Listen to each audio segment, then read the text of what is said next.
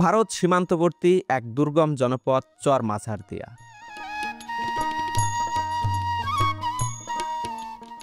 ভরা বর্ষায় পদ্মার পানিতে থই থই করছে চারপাশ। শুষ্ক মৌসুমে এই জনপদে আসা যাওয়া করা বেশ কঠিন। মাইলের পর মাইল পায়ে হেঁটে আসা যাওয়া করতে হয়। আর ভরা মৌসুমে সহজ হলেও প্রতিনিয়ত আতঙ্কে পার হতে হয় পদ্মা। এই সময়ে প্রমত্তা পদ্মা হয়ে ওঠে উত্তাল। যা কিছু সামনে পায় তাই তলিয়ে নিয়ে যায় অতল গহ্বরে।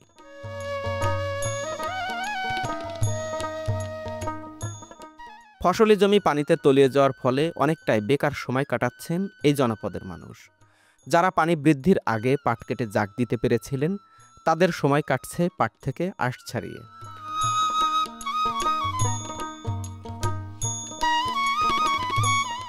অলস সময়ে অনেকেই নৌকা মেরামত ও তৈরি নিয়ে ব্যস্ত সময় পার করছেন। আজকের এই ভিডিওতে বাবু ভাইয়ের সাথে চর মাঝারদিয়া ঘুরে দেখব। তার সাথে চরের আনাচে কানাচে ঘোরার পাশাপাশি তার বাড়িতে থাকছে দুপুরের মধ্যাহ্নভোজের আয়োজন।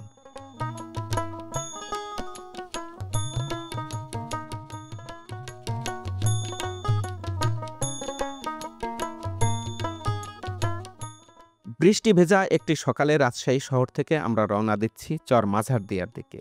মাঝে মধ্যেই বৃষ্টিতে ভিজিয়ে দিয়ে যাচ্ছে চারপাশ। রাজশাহী শহর এমনিতেই সবুজ, তারপর এমন বৃষ্টিতে আরও সজীব হয়ে উঠেছে এই নগরী। বর্ষায় মাঝারদিয়া যেতে হলে এই আইবাদে আসতে হয়। শুষ্ক মৌসুমে টিবাদ দিয়ে নৌকা পাওয়া গেলেও এখন শুধুমাত্র এই ঘাট দিয়েই যেতে হয়। খেয়া নৌকা ছাড়া কেউ খুব একটা ঝুঁকি নিতে চায় না। রাজশাহী শহর থেকে কোনো চরে যেতে হলে সবচেয়ে বিপজ্জনক পথ হচ্ছে চর মাঝারদিয়া।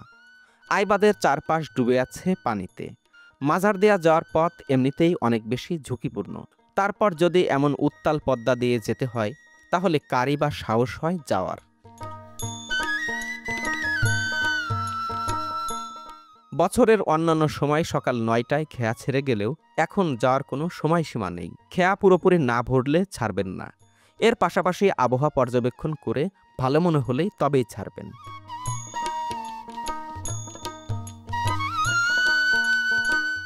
আকাশে ভেসে যাচ্ছে সাদা মেঘের ভেলা, আর মেঘের ভেতর দিয়ে মাঝে মধ্যে উকি দিচ্ছে সূর্য। এই সময়ে পাখিরাও বেশ বিপদে পড়েছে। বছরের অন্যান্য সময় চরের বিভিন্ন ঝোপঝাড়ে লুকিয়ে থাকতে পারলেও এখন সবাইকে চলে আসতে হয়েছে শহরে। মানুষের ফেলে দেয়া উচ্ছিষ্ট খাবার খুঁটে খুঁটে খাচ্ছে তারা।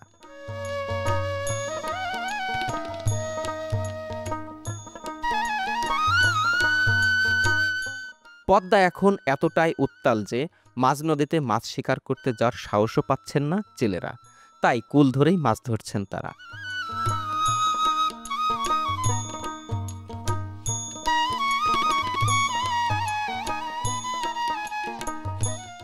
শহরের মানুষ সকালে হাঁটাহাঁটি শেষ করে এখানে এসে বিশ্রাম নেন। পদ্মার নির্মল বাতাস গায়ে লাগালে সত্যিই দারুণ লাগে। এত মানুষের চলাফেরা ও ঘোরাঘুরির মাঝখানে এই দৃশ্যটা আমার নজর কেড়েছে। বাবার হাত ধরে ঘোরা আর পথ চলার এই দৃশ্যটি। ফিরে গেলাম এক মুহূর্তের জন্য শৈশবে। একটি জনপদের মানুষের জীবনযাপন দেখতে হলে যতটা সম্ভব সকাল সকালে রওনা দিতে হয়, তাহলে সারাদিনের কর্মব্যস্ততা দেখা যায়। যেহেতু নৌকা ছাড়তে দেরি হচ্ছে, তাই আশপাশটা দেখার একটু চেষ্টা করছি। বছরের অন্যান্য সময় মেঘেদের দল অনেক উপর দিয়ে গেলেও এই সময়টাতে মেঘ একদম নিচ দিয়ে চলাফেরা করে। এমন মেঘমালা দিয়ে সাজানো নগরীকে মেঘের ভেতর দিয়ে দেখতে সত্যি দারুণ লাগছে। এই শহরে অনেকবার ড্রোন উড়িয়েছি, কিন্তু এই নগরীকে এমন সুন্দরভাবে দেখা হয়নি কখনো।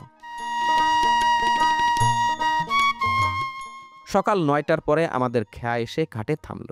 শুরু হলো মানুষের নৌকায় ওঠার ব্যস্ততা। চরের মানুষদের সবকিছু কিনে নিয়ে যেতে হয় শহর থেকে। যদিও শাকসবজি চাল ধানে স্বয়ংসম্পূর্ণ থাকে চরগুলো, এছাড়াও আরও অনেক নিত্য প্রয়োজনের জিনিসপত্র তো লাগেই। মাঝারদিয়া চরে কয়েক হাজার মানুষের বসবাস, তাই তো ডিম বেকারি পণ্যসহ নানা জিনিসপত্র তোলা হচ্ছে ট্রলারে। এখানে উঠানামা করার জন্য আলাদা কোনো সিঁড়ি নেই। পিচ্ছিল এই ব্লকগুলো দিয়ে খুব সাবধানে চলাফেরা করতে হয়। পা পিছলে গেলে হতে পারে ভয়াবহ দুর্ঘটনা। ট্রলার ভরতেও প্রায় ঘণ্টাখানিক সময় লেগে গেল। একদম কানায় কানায় যখন ভরে গেল তখন স্টার্ট হলো আমাদের ট্রলার।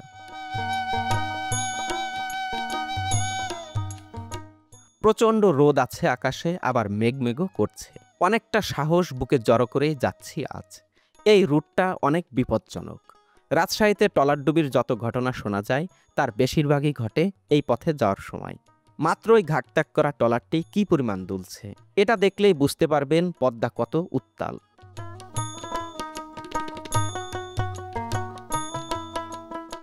পদ্মা নদীর ঢেউ দেখলে মনে হচ্ছে কোনো উত্তাল সমুদ্র ধরে যাচ্ছি।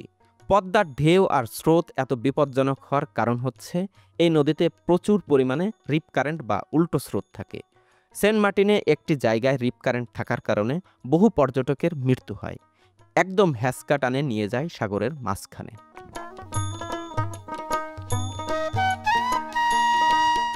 এমন উঁচু উঁচু ঢেউ আমি পদ্মায় আগে কখনো দেখিনি।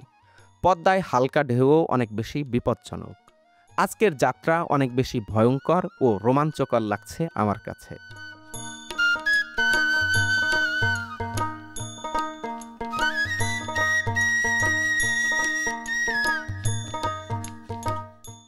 আমরা এখন যেখানে আছি এটি ভারতের জায়গা।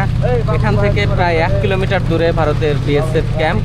আমরা ভারতের মধ্যে 1 কিলোমিটার ঢুকে পড়েছি। আসলে এখান দিয়ে রাজশাহী থেকে আসতে যে চরমাজার দিয়া যখন আসতে হয় তখন মাঝপথে কোনো সোজাসুজি কোনো জায়গা নেই বা রাস্তা নদীর পথ নেই, যার জন্য নদীর গভীরতাকে আমলে নিয়ে এখান দিয়ে যেতে হয়। যার জন্য এখানে যে দীর্ঘদিনের যে চর্চা না যাওয়ার যে একটা রাস্তা তৈরি হওয়ার কারণে মাঝিরা এ পাশ দিয়ে চলাফেরা করেন। বলা যায় এখান দিয়ে একটা বন্ধুত্বপূর্ণ সম্পর্ক বাংলাদেশ এবং ভারতের মধ্যে রয়েছে। মাজারদিয়া চরটি বেশ পুরনো। খুব একটা নদী ভাঙন না থাকার কারণে এখানে মানুষ ইটের তৈরি বাড়িঘরও তৈরি করছেন। এর পাশাপাশি বরেন্দ্র অঞ্চলের চিরায়ত যে ঐতিহ্য মাটির তৈরি ঘর সেটিও দেখা যায় এই চরে।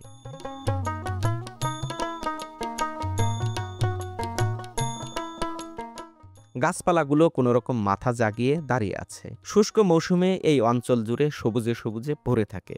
তখন নিয়মিত পর্যটকও আসেন এই চরে।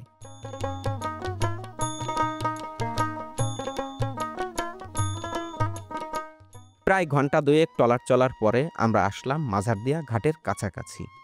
এপারে মোটরসাইকেল নিয়ে যাত্রীদের জন্য অপেক্ষা করছেন আরোহীরা।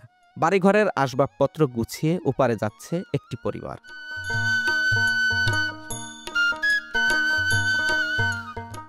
ভারত সীমান্তবর্তী চর মাজারদিয়া থেকে সবাইকে শুভেচ্ছা জানাচ্ছি। আমি মুন্সি এনায়েত। একটু আগেই আমি এই ঘাটে নামলাম। নামার পরেই এই যে চায়ের দোকান রয়েছে এটি জমজমাট হয়ে উঠেছে এবং আমাদের খুব প্রিয় যে বাবু ভাইয়ের ছেলেকে পাঠিয়ে দিয়েছে বাপ্পি, আমাদের জন্য অপেক্ষা করছিল। ধন্যবাদ। এখন ভাই কি করছেন? পাট নিয়ে ব্যস্ত না? কামলা আছে কয়জন আপনাদের? 2 জন আছে। ও, সাথে থাকতে হচ্ছে না? ঠিক আছে। আজ আমরা বাপ্পির সাথে সারাদিন ঘুরবো। যেহেতু ভাই ব্যস্ত তার জন্য তার ছেলেকে অ্যাসাইন করেছে আমাদের সাথে। এই মুহূর্তে বেচা কেনা কেমন ভাই?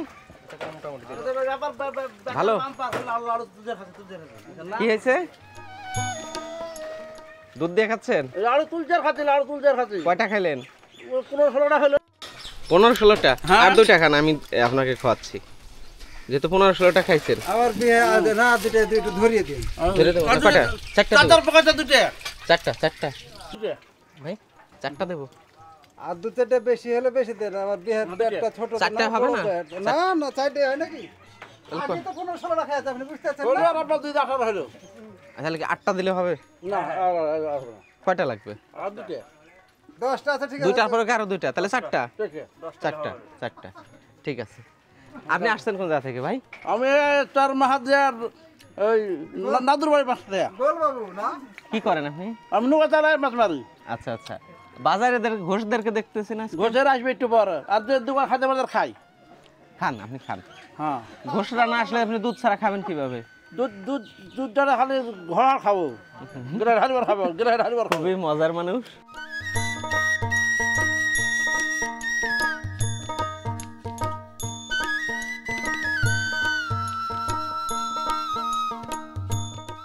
ঘাটের অদূরেই পাট বাছতে ব্যস্ত সময় পার করছেন নারী পুরুষ সকলেই। দেশের বিভিন্ন অঞ্চলে পানিতে নেমে পাট থেকে আঁশ ছাড়ালেও এখানে দেখলাম ডাঙায় বসেই সবকিছু করছেন তারা। এবার খরচ উঠছে,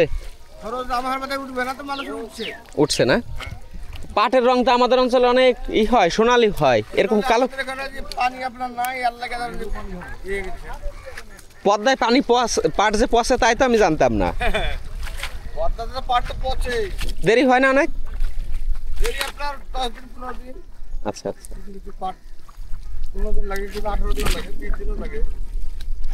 আপনারা পানি কমের লাগে আপনার রংটা খুব ভালো হয়।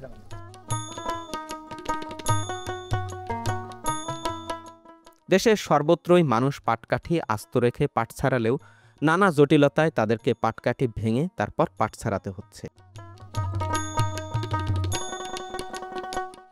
এই চরের মানুষের এখন ব্যস্ততা নৌকা নির্মাণ ও নৌকা মেরামত নিয়ে। ফসলি জমি সব পানিতে তলিয়ে গেছে, তাই এই সময়টাতে সবাই অন্য সব কাজ করছেন।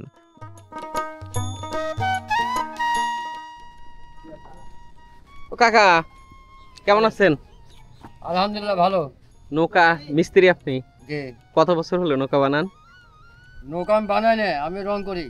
রং মিস্ত্রি? জি। কত বছর ধরে আছেন এই পেশায়? 5-7 বছর ধরে করি। এর আগে কি করতেন? আরে কৃষিকাজ, এখনো করি কৃষিকাজ। আচ্ছা আচ্ছা, আমার একটা প্রশ্ন আছে কাকা। যতগুলো আলকাতরা কোম্পানি আছে সবগুলো আলকাতরা কোম্পানির নাম কি? উড়োজাহাজ, তারপরে কি এরোপ্লেন, বিমান, এটা চলে হচ্ছে পানির মধ্যে, মাটির মধ্যে। তাহলে ওই বিমানে আকাশ উঠে কিভাবে? এই আলকাতরার নাম এটা হইলো কিভাবে? এটা যা সব দিয়েছে মানে ভালো। এটা দিলে কি মানে এটা বোঝায় যে এটা দিলে একটা বিমানের মতো চলবে না? ওটা না, এটা ভালো, কোম্পানি ভালো। আচ্ছা আচ্ছা। আলকাতরার সুবিধা কি? নৌকায় না দিলে কি হয়, দিলে কি হয়? না দিলে কাঠ পচে যাবে, পানি পানি করবে। আচ্ছা আচ্ছা। আর পানি ফুটা যা থাকে বন্ধ হয়ে যায় না?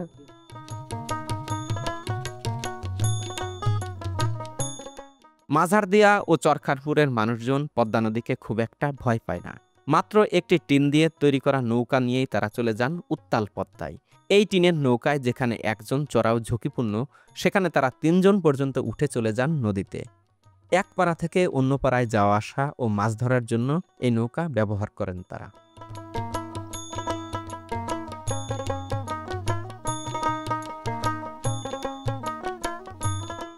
চরের গরু মহিষের দুধ সংগ্রহ করেন দুধ সংগ্রহকারীরা, তারপর নৌকায় করে নিয়ে যান ওপারে রাজশাহী শহরে। বছরের অন্যান্য সময়ে তারা সকালে বাজার ধরতে পারলেও এই সময় তাদেরকে যেতে হয় একটু বেলা করেই।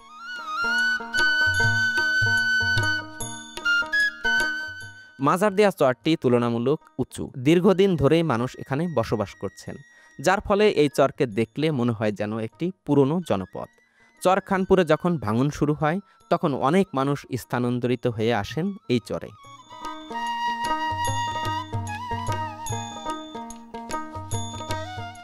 এই চর থেকেও ঝলমলে রাজশাহী শহরকে দেখা যায়। রাতে রাজশাহীর বাতিগুলো দেখা গেলেও এপারে আলো আসে না। আলোর মতোই এই জনপদে পৌঁছায় না চিকিৎসা ও শিক্ষার আলো।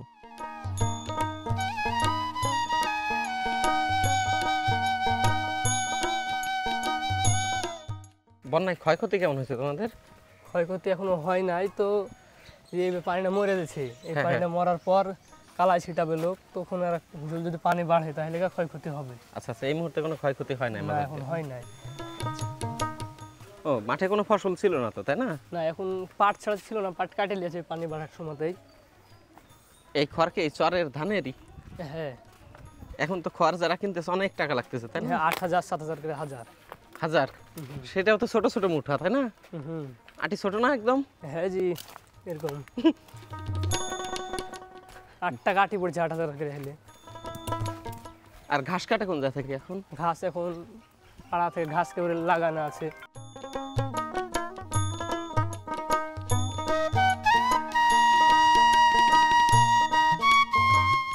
আমি যে নামে চিনি সেই নামই ভালো। বাবু ভাই, আসসালামু আলাইকুম, কেমন আছেন? ব্যস্ততা কি নিয়ে ভাই? আপনি কেমন আছেন? আমি ভালো আছি। এখন ব্যস্ততা কি নিয়ে? ব্যস্ত বলতে গেলে আপনার এই যে পাট নিয়ে, তাই না? পাট আপনার এত টেনশন হতো না, ব্যস্ত হতো না, যে কারণ এই নদীর পানি কমেছে দিনের দিন, কালকে ছিল বেশি, আজকে একবারে কম। আমার বাবু ভাইয়ের সাথে অনেক দিন পর দেখা, নিয়মিত যোগাযোগ ছিল বাবু ভাইয়ের সাথে। আজকে এমন দিন আসলাম, ভাই খুব ব্যস্ততার পাট নিয়ে, কিন্তু তার ছেলে এবং ভাতিজাকে পাঠিয়ে দিয়েছেন আমাদেরকে সারাদিন ঘোরানোর জন্য। যাই হোক, অনেকদিন পর বাবু ভাইকে দেখে খুব ভালো লাগলো। আপনাদের নিশ্চয়ই মনে আছে এর আগে যেদিন আমি এসেছিলাম, আমার সাথে সারাদিন বাবু ভাই ঘুরেছিলেন, এবং যখন আমি ট্রলারে উঠেছিলাম আমাকে একদম ট্রলারে উঠিয়ে দিয়ে এসেছিলেন এই মানুষটি।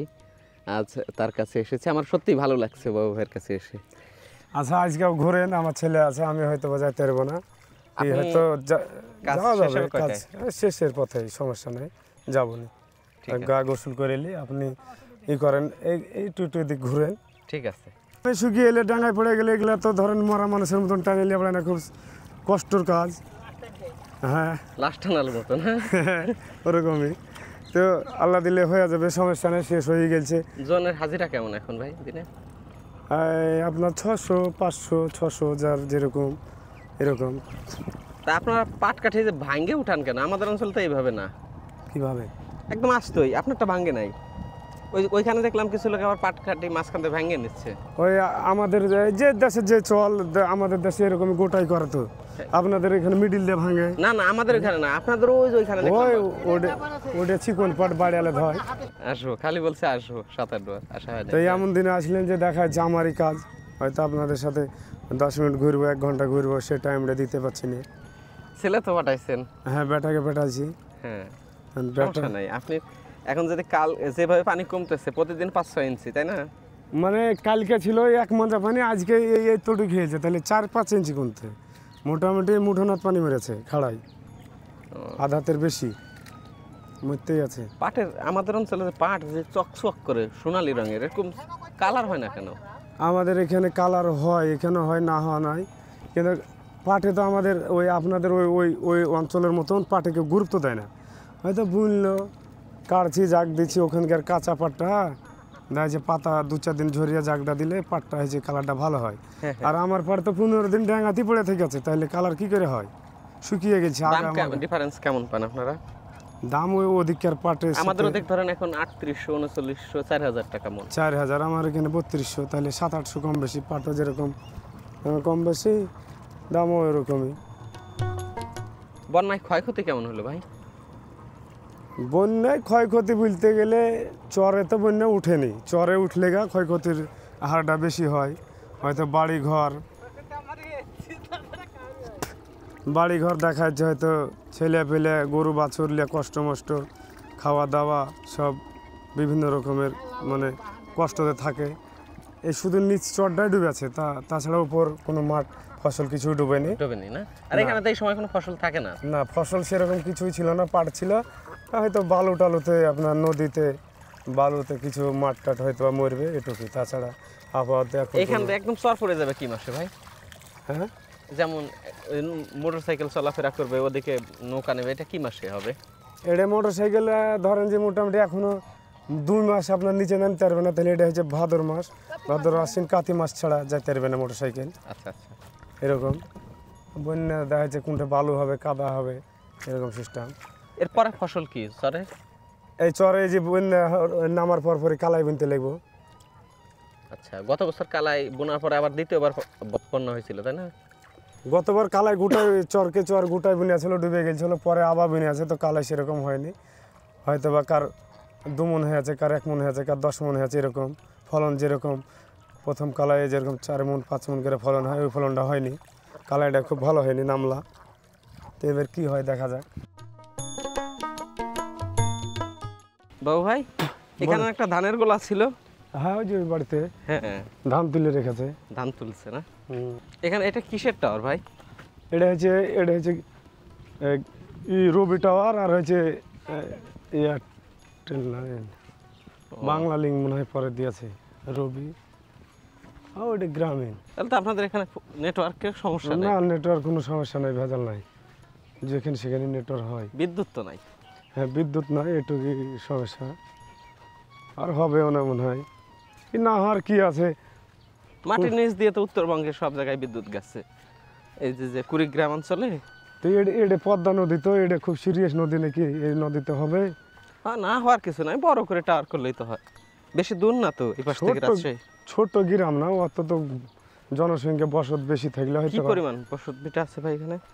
মানুষ হয়তো বা 12-13 হাজার হবে সব মিলে। 12-13 হাজার মানুষ কি কম? তো ছোট জায়গা না, এলাকা ছোট না, সরকারে এত কোটি কোটি টাকা খরচ করে আর কি লাভ হবে? আপনারা তাহলে তো নিজেরাই তো চান না। চাইলে কি দিবে নাকি? তার লেগে বলছি যে কি হয়তো ভাই ওই চাপায়ের নিচে কি চর বলছে সব, ওই সব চরের যেরকম বড় বড় ওই সব চরে আছে এরকম। তাহলে কোনোদিন যদি ভাগ্যে থাকে হবে এরকম রোড হবে।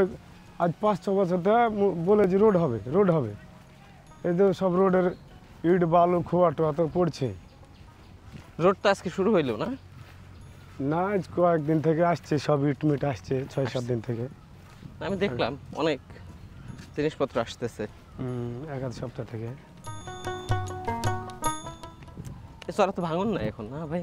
ওই এই চরে নয়, ওই যে নদীর ওই শেষ শেষ সীমানা যেখানে বেশি বড় গভীর নদী ওখানে আছে, ভাঙছে তো। মাজার দিয়া এই চরের বয়স কতদিন ভাই? চরের বয়স কতদিন বলতে পারবো না তো।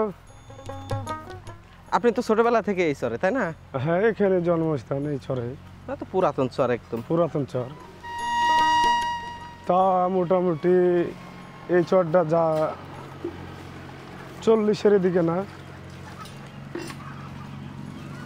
40 বছর আগে ভাঙা ইন্ডিয়ার ইতড়ি গেছিল আবার, আর সেই পর থেকে ভাঙে না। ভাই এতগুলো সোলার কেন ভাই? কয়টা সোলার?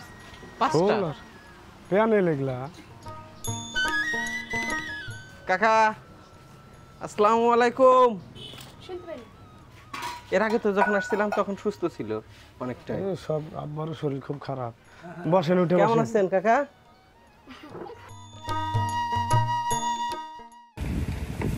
বাড়ির ডিম না ভাই একদম? বতক মানে হাঁস না মুরগি? ধানও কি বাড়ির ভাই? হ্যাঁ, বাড়ির ধান। থাক, লাগলে নিচ্ছি। আর আর না না আর না না ভাই, জানো এটা কি মাছ ভাই?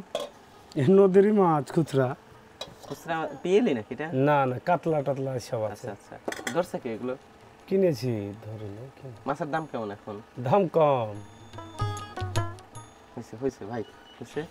আমাকে আমি তো এই দেশি হাঁসের ডিম এটা একটু খাবো। তুলে লেন ডিম লেন। এর আগে যখন আসলাম একদম ভাবি ওইখান থেকে গরম ডিম ভেজে আমাদেরকে খাইয়েছিলেন। আসলে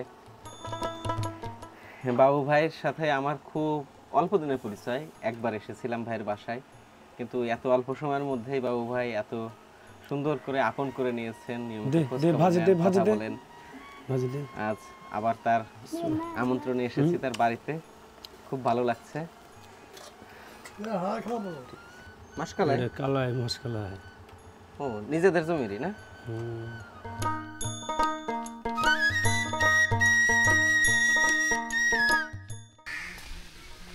পানি আছে এখানে লেন।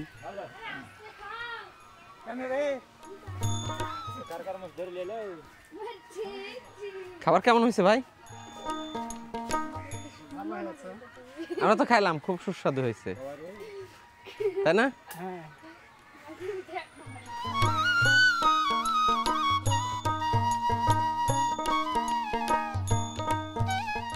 বাবু ভাইয়ের বাড়িতে খাওয়া দাওয়া শেষ করে এবার আমরা রওনা দিলাম জনপদটি ঘুরে দেখতে।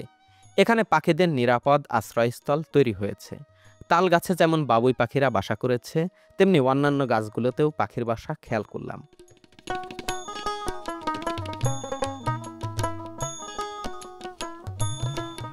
কাঁটাতার দেখা যায় এখানে দাঁড়ায়? কাঁটাতার এনতে দেখা যায়নি। হ্যাঁ না,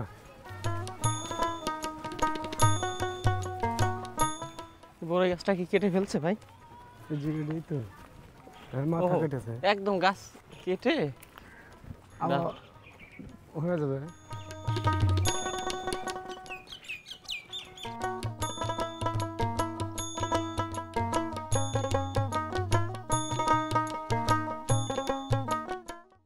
মহিষ কয়টা আপনার? মহিষ দুটি। দুইটা না?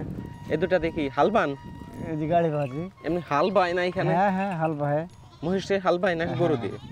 গরু দিয়েও বাহে, এখন মহিষ দিয়ে বেশি বাজে। তাই না? কোন সময় হাল বান আপনারা বেশি? এই আপনার বৈশাখ মাসের দিকে, ওই যে ধান বোনার টাইমে। এখন কম বাহে আপনার, এখন সব বেশি টিলার? বেশিরভাগই আপনার ট্রাক্টরে আবাদ করছে। বুঝতে পারছি। বুঝতে পারছেন? হ্যাঁ, না আমি গত বছর দেখলাম এখানে হ্যাঁ, একদম ট্রাক্টর আছে। এগুলো আনছেন আর- কিসে? এগুলো নৌকায় লিখেছি। এই নৌকায়? হ্যাঁ, এই মহিষে যে নৌকায় আসবে, একটা দুটো আসবে নাকি 14টা মহিষ আসবে। না মহিষ না, ট্রাক্টর আনছেন কিসে? ট্রাক্টরে নৌকাতে আসবে নৌকা ডুবে যায় না? না, 200-250 মন লোড পারে আপনার এই ট্রাক্টর ডুববে। ওঠানো নামানো কষ্ট না? ওই যে ফারাস আছে, ফারাস আছে না? ফারাস দেওয়া থাকে। এমনিতে মহিষ কি মানে ভাড়া টানেন নাকি শুধু নিজের কাজ? না, নিজে না, ওই ভাড়া। আমি এই বছর ধরে আপনার ভাড়া মারি। প্রতিদিন কেমন ইনকাম হয়? ইনকাম হয় 2000-2500, 3000, যেমন একটা যেমন ঘোড়া- খাটনির উপর নির্ভর। একটা ঘোড়ার গাড়ি যারা চালান হুম। ওনারা যদি 1500 টাকাও কামান, 500 টাকা আবার ঘোড়ার পিছনে খাওয়া। খাওয়া লাগবে, কিন্তু আমার ওই আপনার মোষের পিছনে হয়তো দেখা গেল যে 3000, 2000, 2500 করে ইনকাম হলে দেখা গেল 500 টাকা খাওয়ায়। আর যদি ইনকাম যদি না থাকে, পরিশ্রম করলে তারপরেও খাওয়ালে লাগবে। খাওয়ানো লাগবে না? গোতায় না মহিষ? না, কিছু বলবে না। একটু ধরতে পারবো আমি মহিষ? হ্যাঁ হ্যাঁ, আমি কখনো ভাই মহিষ ধরি নাই। মোষ কিছু বলবে না, আপনি নিশ্চিত দেখতে পারবেন। হ্যাঁ? হ্যাঁ, নই। একদম বিশাল সাইজের মহিষ, শিংগুলো দেখুন। আমি কখনো মহিষ ধরি নাই। আপনার গা চাটবে। এ দেখলেই মনে হয় যে একটা বিপদ। যাই হোক, আজকে ভাইয়ের সুবাদে ধরলাম। এ নিরীহ প্রাণী খুব। হ্যাঁ, কত লোক যে ভাই ছবি তোলে গো আমার এই চরে, আপনার এই গাড়ি ভাইতে লেগে। না আসলে তো নাই, আপনাদের চরে কিছু জিনিস আছে। এখন পর্যন্ত দেশের অনেক কিছু হারায় গেছে। একটা আপনি তো মহিষের গাড়ি খুব একটা দেখবেনই না। হ্যাঁ, মানে আমার আপনার থাকে আমার কাছে বছর ধরে প্রায় থাকে। গতবার ছিল দুটো মহিষ কুরবানিতে আর বেঁচে একজন কাকাকে দেখলাম ওই যে যে চাকাগুলো টায়ারের, ওনার হচ্ছে পুরোটা কাঠের। কষ্ট, মহিষের কষ্ট কম হয় বেশি কোনটায়? কষ্ট হয় এই টাইমে, বর্ষার টাইমে। না মানে ওই চাকায় না কাঠের চাকায়? এই কাঠের চাকায় কষ্ট হয়, কষ্ট বেশি। কষ্টকর। আপনার এই টায়ারের চাকায় খুব আরাম। আচ্ছা, ওই বিয়ারিং আছে তো আপনার, বিয়ারিং এ গাড়ি কাঠের ঘোড়া- চাকায় বেয়ারিং নাই? না, কাঠের চাকায় কোনো বিয়ারিং নেই। ওখানে আপনার উলোয়া বলিয়া জিনিস আছে। এই পাট কি নিজের না টানতেছেন? না না, ওই যে মালিকের।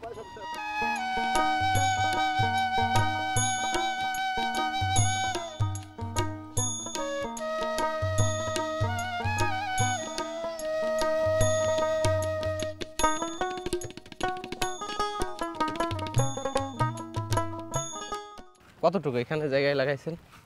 আপনার 3 কাঠা আছে আপাতত। 3 কাঠা, হ্যাঁ 3 কাঠার বেশি হবে, এক আধ। কতটুকু উৎপাদন হতে পারে ভাই? তাও আপনার 15 মন তো হবেই। আচ্ছা আচ্ছা, 15 মণ হবে না? হ্যাঁ, লাগানোই তো আছে 5-6 মন। ওই সময় কিনছেন কত করে? কিনা বলতে হলে আমাকে, আমার বন্ধু আছে ইন্ডিয়াতে, হ্যাঁ, ওই দিয়েছিল আর কি। এটা থেকে চারা করবেন কিভাবে এরপরে? এই যে গাছ কাটে লাগায়, এগুলো হচ্ছে এবারে এই ছোট ছোট থাকে না ভাই? হ্যাঁ? ছোট না, এই বড় বড় কাটে মাছ দিয়ে 4-5টা করে। ওই বড়টা লাগানো লাগে? হ্যাঁ, বড় লাগায়, ছোট লাগায়। বড় লাগালে বড় হবে 1 কেজি 1.5 কেজি এরকম করে লাগানি। আচ্ছা, লাগাচ্ছি। বীজের দাম কেমন এমনিতে? এমনি এখন আপনার খাওয়াই তো 70-80 টাকা কেজি। আর বীজ যখন হয়? বীজ হয়তো বা তখন বেশি হবে, কিন্তু এগুলা তো সবাই করে না আমাদের চরে। এইগুলা বাংলাদেশে খুব কম, ইন্ডিয়াতেই বেশি। তো আমার বন্ধু আমি বলেছিলাম 10 কেজি ওল লিব লাগাবো খাওয়ার লাগে, তো আমাকে 100 কেজি দিয়েছিল 1 কুইন্টাল। 1 কুইন্টাল নিয়ে লাগাই, এদিকে 2-3 বছর থেকে বেচি হয়তো 1-2 কুইন্টাল।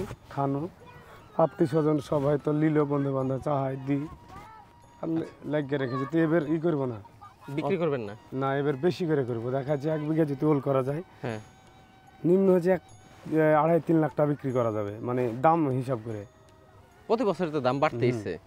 কোনো বছর তো এই জিনিসটার সাথে কিন্তু অন্য তরকারির কোনো সাম নাই, তাই না? না, এই ওলটা হচ্ছে সবাই খাই ভালো। তো এটা ধরেন যে কি 50 টাকা কেজিও যদি আমি পাইকারি বিক্রি করি, তাহলে যদি 1 বিঘা থাকে, 1 বিঘা হলে নিম্ন হচ্ছে ধরেন 200 মণ তো হবেই। 200 না 150 মণ হবে। ভালোই দাম, ধরেন যে কি ফলনও ভালো। আচ্ছা, এই যে ওলের সাথে সাথে আবার ছোট ছোট কোনো ই থাকে না? এগুলানে এই সব থাকে খুব কম, আমার এগুলানে থাকে কম, মানে হাইব্রিড এগুলানে চোখ কম থাকে, অন্য অন্য গেলে দেখি মুখী থাকে। মুখী থাকে না, না এটাই? এটা দুটো একটা থাকে। ওই মুখীটা দিয়ে আপনি চারা আরো বাড়াবেন। হ্যাঁ, ওটাতে চারা করলে দেখা যাচ্ছে ছোট লাগালে ছোট হবে, আর ছোট হোক, পরের বছর তো বড় হবে। হ্যাঁ, তাই ওই সিস্টেমই করা যাবে, আছে ওই সিস্টেমও আছে। ছোট গালে এক লাইন লাগালছি, দেখা যাচ্ছে ওগুলো সামনে বছর হয়েছে কেটে এবছর লাগাইছেন ছোট? আছে। চলেন তো দেখি কি অবস্থা সেগুলো। ছোট গালা দেখা যাচ্ছে 250-300 গ্রাম যদি লাগাই, যে সব কাটে ফেলাইছে সব ছেলে ফেলে। ও, বড় লাগালে বড় হয় না, ছোট হ্যাঁ। লাগালে ছোট হয়। এই যেগুলানে সব ছোট লাগানো আছে। তো এগুলানে যদি ধরে নেবে তো যাই করে হোক 1 কেজি 1.5 কেজি 2 কেজি হবে। 2 কেজি হলে দুটো হলো, 1 কেজি হলো ধরেন 2 কেজি চারটা হলে, বীজ হইলো তখন, হ্যাঁ এটা কাটলে তো আবার চারটা হচ্ছে, তাই না? হ্যাঁ 2 কেজি গেলে 4টা করা যাবে বীজ এরকম। এই যে বাবু ভাইয়ের জমিতে পটলগুলো ধরেছে, খুব ভালো ফলন হয়েছে এবং বেশ পরিপুষ্ট হয়েছে, তিনি বিক্রি করবেন। বাবু ভাই, যশোরে দেখলাম এই পটল, পুরুষ পটল একটা আছে। বোতলে নিয়ে গুলা গুলা আবার অন্য পটলে দেয়। এই যে পুরুষ পটল, এই ফুলটা হুম। বোতলে করে বেটে নিয়ে অন্যটা আবার কীভাবে যেন ছিটে ছিটে দেয় পুরুষ মহিলা ফুলে, একটাও মার যায় না, পটল অনেক বেশি ফলন হয়। হ্যাঁ, এরকম কেউ কেউ আবার ভাঙে এরকম ঠেকায় অন্য ফুলে। এই যে এখন ওগুলো তো নাই, আবার হবে যেগুলো। এই ঠেকা দিলে ভালো হয়, তাই না? আমার এখানে ওরকম সিস্টেম আমি দেখিনি, তো আমি এই ফেসবুকেই দেখেছি, আচ্ছা, না আমাদের এই দেখিনি, দেশে দেখিনি এরকম কেউ করে, এরকম দেখিনি। মৌমাছি আছে কেমন চরে? মৌমাছি আগে খুব ছিল, এখন কই দেখতে পাওয়া যায় খুব কম। মৌমাছি না থাকলে তো আপনাদের সব নিজেদেরই করতে হবে সামনে। মৌমাছিতে ওরকম সিস্টেম করে তো ভালো হয়, মধু টধু বিক্রি করে কিনা দেশে। না মানে কি হচ্ছে, এই যে একটা ফুল থেকে একটা ফুলের যে রেণু, এটা তো মৌমাছি নিয়ে দেয়। যদি মৌমাছি না থাকে তাহলে তো- নাই মৌমাছি নাই, মৌমাছি নাই। এখন যতটুকু পরাগায়ন হচ্ছে বাতাসে।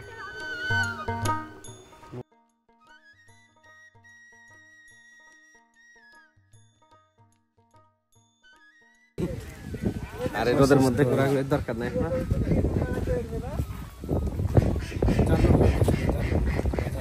আপনি যান পাশে আসেন।